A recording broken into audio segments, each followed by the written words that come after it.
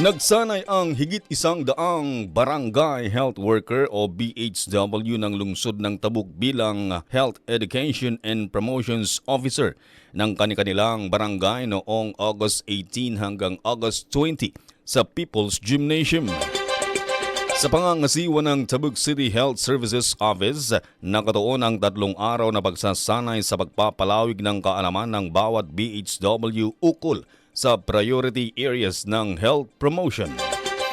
Ito ay kinabibilangan ng diet and exercise, environmental health, vaccination, substance use, mental health, sexual and reproductive health, at safety and inclusivity. Nabigyan din ng kaalaman ang mga kalahok ukol sa kanilang responsibilidad ayon sa 2022 BHW Reference Manual. Sa mensahe ni na Committee Chairperson on Health Attorney Ivan Yannick Bagayaw at Mayor Darwin Estraniero, kanilang ibinahagi na inaasahan nila ngayon ang mas aktibong pakikilahok ng bawat BHW upang ipatupad ang kanilang bagong tungkulin para sa ikabubuti ng programang pangkalusugan ng lokal na pamahalaan at kani-kanilang barangay.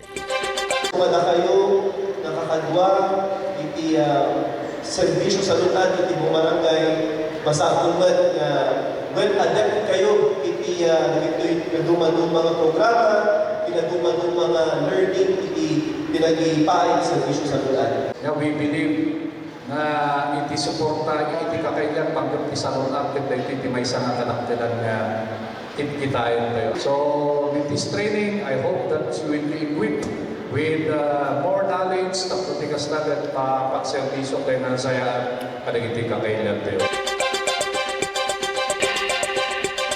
At yan ang balita para sa oras na ito. Ako po, si Reddy Redotan. Tabuk City Newsbreak!